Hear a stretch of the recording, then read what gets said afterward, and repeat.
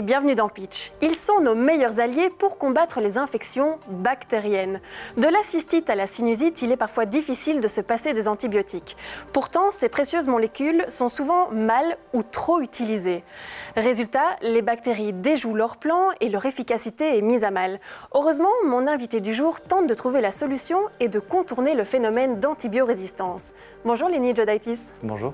Alors vous êtes un véritable passionné de magie, mais pas la magie qui a pour but de tromper le spectateur, pas du tout, la vraie magie, celle qui est authentique.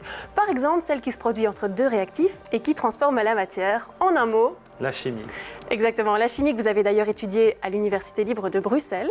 Actuellement, vous êtes doctorant et vous partagez votre temps entre la recherche et l'enseignement. Votre objectif, c'est de donner d'aussi bons cours que ceux de Jamy dans la célèbre émission C'est pas sorcier. Alors moi, ce que je vous propose, c'est d'imaginer que ce beau studio virtuel, c'est votre camion et qu'on attend de vous des explications scientifiques qui soient claires et accessibles à tous. Bon pitch, Lenny. Merci.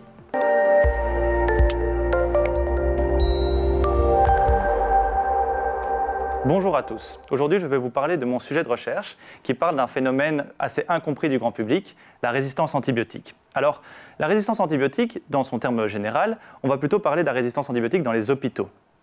Dans les hôpitaux se développe une bactérie, pour le moment, qui crée des infections, qui s'appelle le staphylocoque doré.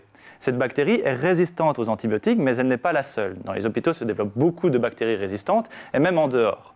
Cette résistance est due à un problème de société. Ce problème de société, c'est notre surconsommation d'antibiotiques. Alors, la surconsommation qu'on fait d'antibiotiques, elle est généralement prescrite par un médecin. Lorsque l'on consomme un antibiotique, c'est généralement pour se soigner d'une maladie. Mais on trouve des antibiotiques ailleurs dans notre alimentation. Tout d'abord, le bétail est souvent nourri avec des antibiotiques pour éviter que la bête tombe malade. Si la bête tombe malade, la viande n'est pas consommable et donc ces antibiotiques se retrouvent dans nos viandes et nous consommons des antibiotiques tous les jours. D'ailleurs, même les fruits et les légumes ne sont pas épargnés vu que les pesticides que l'on déverse dessus contiennent des agents antibactériens dont la structure est proche des bactéries. Et ça, l'Organisme mondial de la santé l'a très bien compris et fait des prédictions assez alarmantes. D'ici 2050, on prévoit que 10 millions de personnes mourraient de cette problématique dans le monde. Par contre, en Europe, environ 25 000 personnes pourraient décéder chaque année de cette problématique. Il faut savoir aussi que c'est une menace qui est peu comprise, peu financée, et les prédictions, comme je vous l'ai dit, sont très alarmantes. C'est pour ça qu'il faut des jeunes chercheurs, des jeunes scientifiques, pour essayer de trouver des solutions à ces problèmes. Alors, évidemment, les bactéries ne sont pas toujours synonymes de maladie. Lorsque l'on parle de bactéries, on parle de bactéries pathogènes et non pathogènes. Une bactérie non pathogène est une bactérie qui ne provoque pas de maladie, que l'on peut trouver partout. Dans l'air, dans l'eau, sur les sols, sur toutes les surfaces, mais aussi dans votre corps. En effet, dans votre corps, vous avez autant de bactéries que de cellules humaines. Ce qui fait de la bactérie un organisme très compliqué à comprendre. Et du coup, les chercheurs utilisent ces bactéries et essayent de comprendre leur fonctionnement pour pouvoir après adapter les différents soins de santé. Le chercheur et la bactérie se sont toujours battus en duel. Un peu comme un jeu d'échecs. À chaque fois que le chercheur a réussi à trouver un moyen de défaire la bactérie, eh bien la bactérie a su se développer. Comme vous pouvez le voir sur l'image ici, les points blancs signifieraient des petits antibiotiques et les bactéries sont mortes autour des antibiotiques. Par contre, lorsque nous avons fait notre pion en avant, lorsque nous avons déplacé notre pion sur l'échiquier, la bactérie elle aussi a déplacé le sien et a su se développer pour résister autour de ces points blancs. Cette bataille qu'on a contre les bactéries, eh bien, on l'a depuis 200 ans. Donc ça fait 200 ans qu'on se prépare à étudier les bactéries correctement. Alors maintenant, on arrive à les faire croître dans des cultures qui sont contrôlées, on arrive à modifier leur ADN pour changer leur comportement, mais surtout, on a développé beaucoup d'outils qui nous permettent de savoir à quoi elles ressemblent, de quoi elles sont composées et comment s'en débarrasser. Moi, je travaille avec une bactérie qui s'appelle Lactococcus lactis, que l'on trouve dans le lait des vaches qui ont été nourries aux antibiotiques. Et pour décrire des bactéries, j'aime beaucoup faire un parallèle entre une ville fortifiée et la bactérie. Les remparts de la ville seraient comme la membrane de la bactérie qui la protège du milieu extérieur. Le quartier général de la ville serait comme l'ADN qui prendrait les décisions. Et les gardes à l'intérieur de la ville seraient comme un système de défense. La boulangerie comme son apport énergétique, etc., etc. Moi, ce qui va plutôt m'intéresser dans tout ce système, c'est que font les antibiotiques? Eh bien, ils viennent perturber cet équilibre et pour pénétrer, ils ont besoin de passer la porte d'entrée. Et moi, je vais étudier un petit garde qui surveille la porte d'entrée, qui est la molécule que vous pouvez voir ici. Alors cette molécule, c'est un amas de grosses molécules qui a la particularité de pouvoir arrêter les antibiotiques lorsqu'ils essayent de pénétrer dans la cellule, de les retenir et puis de les rejeter dans le milieu extérieur. Ce qui est assez fantastique, c'est de savoir que ceci est fait par un être qui est non pensant. Et donc, on aimerait bien savoir comment analyser en détail le fonctionnement de cette petite molécule, ce garde d'entrée. Eh bien pour ça, rien de tel qu'observer. En science, on observe pour mieux comprendre. D'ailleurs, le microscope optique est le meilleur moyen d'observer ce qui est microscopique. Cependant, ça utilise la lumière visible et un ensemble de loupes pour grossir jusqu'au millième de millimètre. La bactérie que j'étudie est une bactérie qui apparaîtrait comme un point au microscope optique.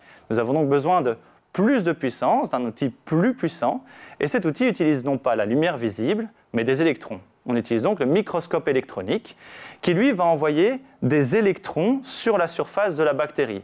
Lorsque ces électrons rentreront en contact avec la bactérie, eh bien on va avoir une information sur ce à quoi elle ressemble. Ici, vous pouvez voir deux images de bactéries où on peut vraiment détailler leur forme, leur surface et leur structure. Mon objectif à moi, ce n'est pas d'observer la bactérie, mais c'est d'observer un ensemble de molécules à la surface de cette bactérie. J'ai donc besoin d'un outil encore plus puissant qui puisse aller jusqu'au détail de la molécule. Cet outil, il s'appelle le cryo-électromicroscope. Il fait à peu près 2 fois ma taille en hauteur et 4 fois ma taille en largeur. Et dans son nom, vous entendez cryo, c'est pour cryogénique. En fait, on descend à des températures inférieures à moins 100 degrés. Lorsque l'on descend en dessous de cette température-là, les molécules qui étaient très mobiles au départ s'arrêtent, deviennent immobiles, et donc on peut faire des photos beaucoup moins floues de notre appareil moléculaire. De ce fait, on pourrait établir un modèle tridimensionnel pour pouvoir comprendre comment elles fonctionnent et les observer. D'ailleurs, mon rôle dans cette histoire, c'est d'essayer d'apprendre comment fonctionnent ces petits transporteurs. Eh bien, tout d'abord, je dois faire une culture de bactéries, une culture de Lactococcus lactis. Récupérer le petit garde de ce Lactococcus lactis, l'emmener à un cryo-électromicroscope et l'observer en détail. Lorsque je l'aurai observé en détail, je pourrai savoir à quoi il ressemble, du coup trouver sa fonction, savoir comment il fonctionne et surtout savoir comment la bloquer. Mais comment bloquer un élément qui est si petit ? Eh bien pour ça, on a un formidable allié qui est le lama. Aussi étonnant que cela puisse paraître, dans le sang du lama, il y a des anticorps. Donc une petite prise de sang nous permet de récupérer ces anticorps. Et ces anticorps sont très spécifiques. Ils sont plus petits que d'habitude et permettent de reconnaître une zone spécifique de la bactérie. Et cette zone, eh bien, c'est le petit garde que moi j'étudie. Grâce à cet anticorps, on pourrait cibler le petit garde, amener une molécule pour le neutraliser et ainsi repermettre aux antibiotiques de rentrer dans la bactérie. Alors, mon rôle à jouer dans cette grande histoire et dans cette grande bataille, eh bien, c'est celui, non pas d'attaquer directement les bactéries, mais plutôt d'aller attaquer leur défense. Et lorsque j'attaquerai leur défense, j'aurai une meilleure idée, j'aurai un meilleur contrôle sur l'effet des antibiotiques. Je vous ai parlé dans l'introduction du staphylocoque doré. Eh bien, ici, vous pouvez voir une image de staphylocoque doré. Et mon but, c'est d'éradiquer cette maladie.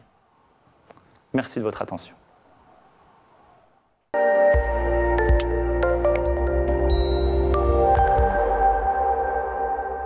Merci beaucoup pour cette présentation, Lénie.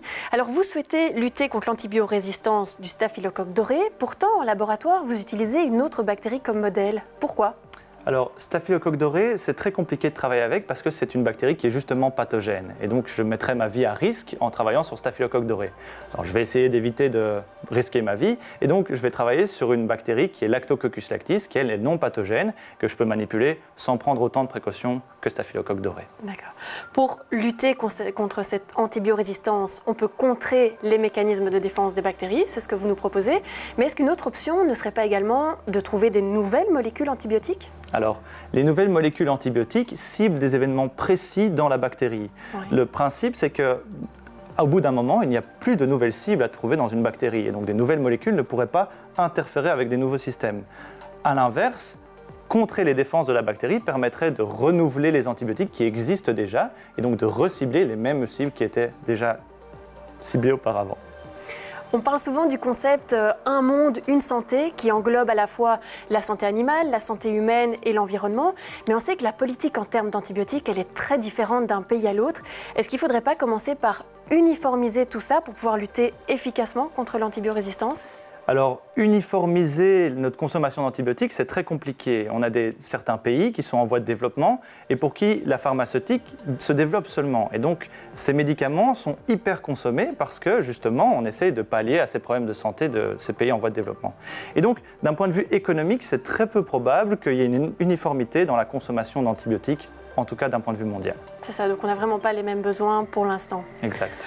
Alors, Lénie, on a vu, votre présentation, elle était impactante, on se pose beaucoup de questions après. Je pense que la plupart des téléspectateurs voudront agir à leur échelle. Qu'est-ce qu'ils peuvent faire pour lutter contre cette antibiorésistance ? Alors d'abord, il faut bien écouter son médecin qui prescrit des médicaments avec une certaine durée de traitement et il ne faut pas s'interrompre dès que le traitement disparaît. Ensuite, il faut éviter de s'automédiquer. Un traitement prescrit par un médecin sera toujours plus efficace qu'un traitement pris personnellement. Ensuite, il faut laver sa nourriture, que ce soit peut-être sa viande, ses légumes et ses fruits, pour éviter que ces pesticides qui sont déposés dessus, ou même les antibiotiques dans la viande, persistent. Enfin, avoir une bonne hygiène, que ce soit globale ou des mains, se laver régulièrement les mains réduit déjà drastiquement cette quantité de prolifération de bactéries résistantes aux antibiotiques. Ce sont donc des mesures faciles à mettre en place. Tout à fait. Un tout grand merci Lénie d'être venue sur ce plateau. Merci également pour vos conseils. Un très bon conseil aussi, c'est celui de nous suivre sur BX1. Je vous donne rendez-vous dans un prochain numéro de Pitch. À bientôt.